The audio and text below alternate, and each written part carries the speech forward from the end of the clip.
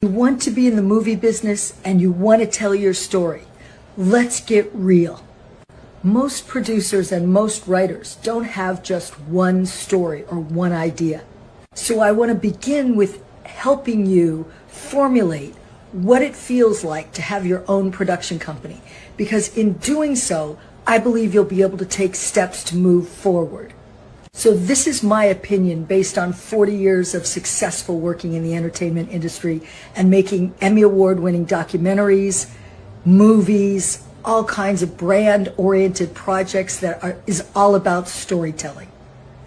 My company, like other companies, has what we call our development. You can too.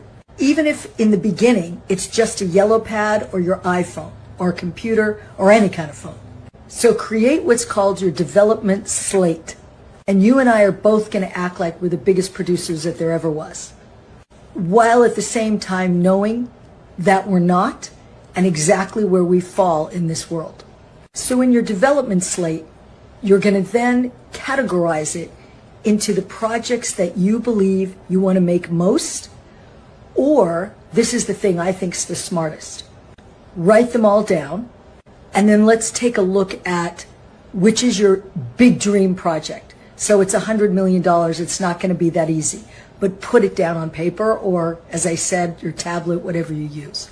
Then write down the other ideas that you have, whether it's log line, their screenplays, whatever form they're in, even if they're just swimming around in your brain. Name them all. The reason I wanted you to proceed this way is when I've worked for very big-time producers and myself and the company that I have, we have a development slate. Even years ago when I worked at CBS Television, in my very first job as an assistant, I managed the development report. By creating this, you make a placeholder for your projects. Some of those projects might be for streamers, some for theatrical motion pictures, maybe some are for YouTube or social media. So you make a note of all your projects, and then you make a note of the distribution and the ways that they would come into the world. Distributors are production companies that license or sometimes purchase product and then license it to other countries, and that's how the money flows in. You get paid back from them. So you have your development slate on one hand, and you have your list of exhibitors and producers and distributors that you would need to work with on another chart.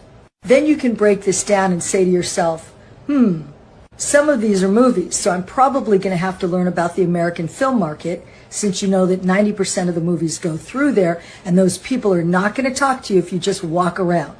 You have to prepare way in advance and reach out before AFM for it to be worthwhile for you. Programming executives.